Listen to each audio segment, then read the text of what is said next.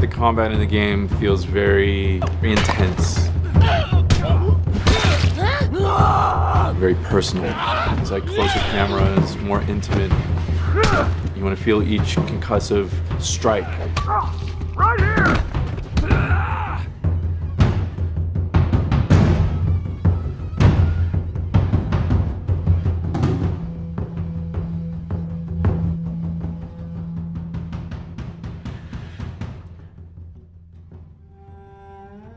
The people you're fighting in this world are no different from you. They're survivors just like you. They're trying to find anything to get by.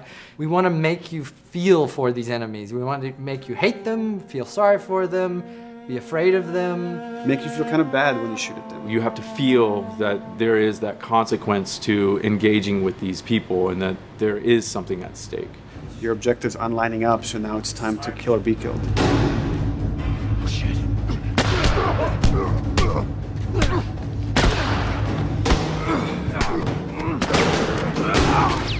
We do have a lot of contextual moves. That's when, you know, the characters interact with their environment while they're fighting each other. So you slam a guy against a wall, a guy slams you against a wall.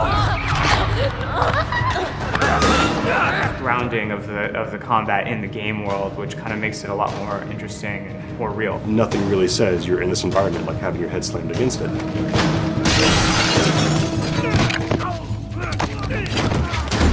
The stealth component is a big part of using the environment, like finding intelligent places to hide that give you flank groups. And the AI analyze the space that they're in, and they know, like, here's a place to hide that will allow me to flank the player and come around the side he's not looking. The space you're playing in is an extra character, and it's going to change the dynamic of every combat that you play. And then when an encounter happens, we want things to slow down. I'm going to use this thing that we call listen mode. Lets Joel kind of focus his attention, his hearing. I'll check out this area. Go check over there. If a guy's knocking a can over or he's speaking, I'm going to kind of see a visual representation of that sound in front of me. It lets me kind of know where guys are in the world. But that lets us build tension. And that lets me now look at Ellie and see where Ellie's at and kind of approach the situation carefully.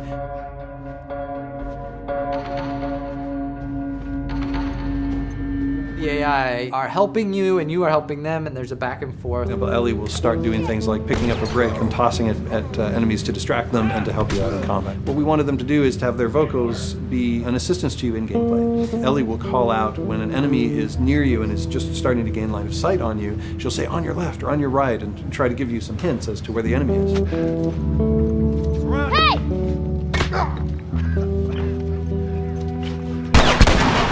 I'm in a jam as Joel, and I'm pinned to the ground by a clicker. Tess might come in and like shoot an infected right off of you. And it's like, cool, I'm relying on them and they're relying on me, and I feel like I'm working through this space together with them.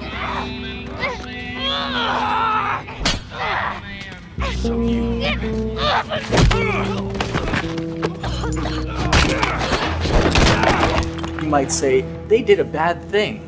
They killed somebody. They didn't do something that seems fully morally just. Well, you're going to think that they're bad people unless you, as the player, feel how terribly difficult it is to survive. The pressure is so terrible in this world that you just have to make a choice and live with it. Right now, I'm gonna jump down there and I'm gonna clear us a path. What about me? You reckon you can handle that? Just so we're clear about back there, it was either him or me.